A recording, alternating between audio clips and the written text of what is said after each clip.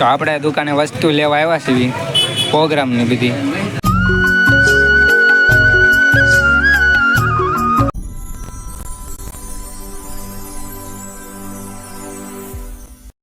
જય દ્વારકાધીશ મિત્રો, કેમ છો બધા મજામાં ને? તો અમારી યુટ્યુબ ચેનલમાં તમારું સ્વાગત છે.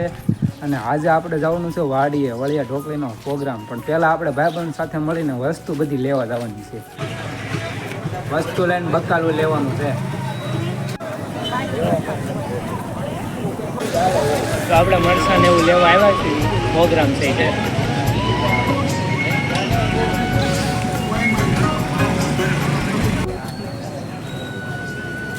બધી વસ્તુ લઈ લીધી છે. અને અમારું ગામ છે પાદર. કાલે પાણી આવી ગયું હતું વરસાદ. હા, અહીંયા બધે પાણી આવી ગયું હતું. હવે બધી વસ્તુ લઈને જવાનું છે વાડીએ, પ્રોગ્રામ બનાવવાનો આપણે વળિયા ઢોકળી. તમારે નીકળી ગઈ છે, તમે શું કહેશો? અમારે નીકળે ગઈ, અમે એમ કહેશું કે આમાં કદી રમાય નહીં. અરે ઝૂઠ બોલ રહા હે, ઝૂઠ બોલ. હમણાં હાલો હમણાં જેવી કઈ દાબા દેવાનું છે નહીં. એ તો હમણાં વાહામાં ઢીકા પડશે તો ખબર પડશે. આને ओ भाइयों ये सेंटी बातें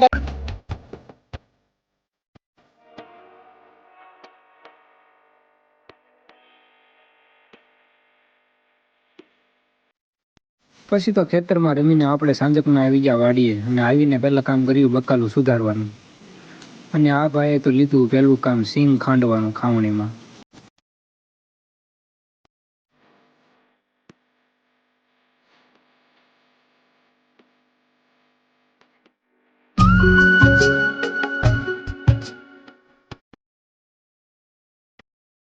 પછી તો આપણે મરચાં અને આદુનો ખાવણીમાં પેસ્ટ કરી નાખી.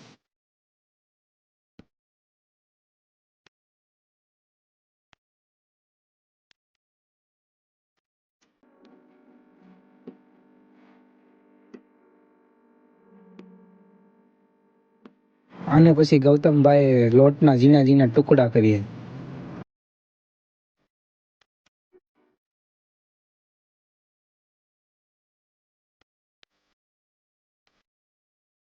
પછી તો ચૂલે મૂકી દીધું તેલ ગરમ કરવા.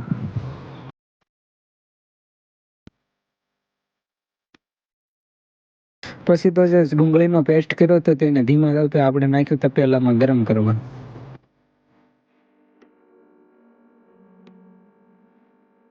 પછી તે ડુંગળીના પેસ્ટમાં આપણે નાખી બાંધાની હિંગ સ્વાદ મુજબ.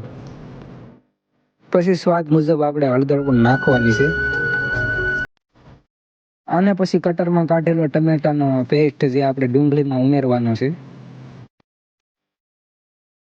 અને જેટલી પણ આપણે વસ્તુ નાખી છે તેને ધીમા તાપે જ્યાં સુધી સડી ન જાય ત્યાં સુધી સાંકળવાની છે.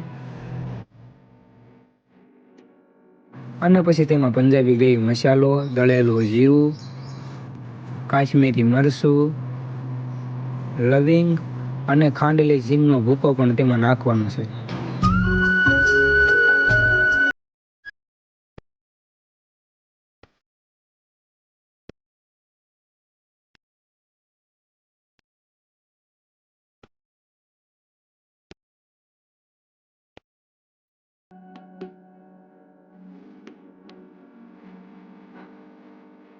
અને પછી સ્વાદ મુજબ તેમાં ગોળ પણ ઉમેરવાનો છે.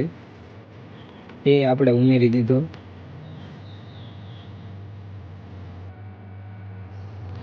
પછી આપણે જે દહીં લાવ્યા હતા તે દહીં અને છાશ શાકમાં ઉમેરી દીધું, જેનાથી સ્વાદ પણ થોડોક મસ્ત બને.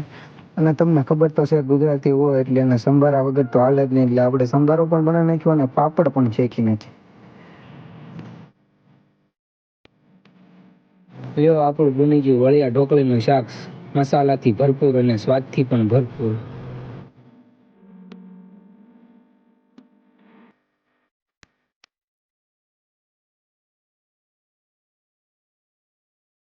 પછી વળિયા ઢોકળીનું શાક બધાને પીરસીને બધા સાથે જ જમવા બેસી ગયા.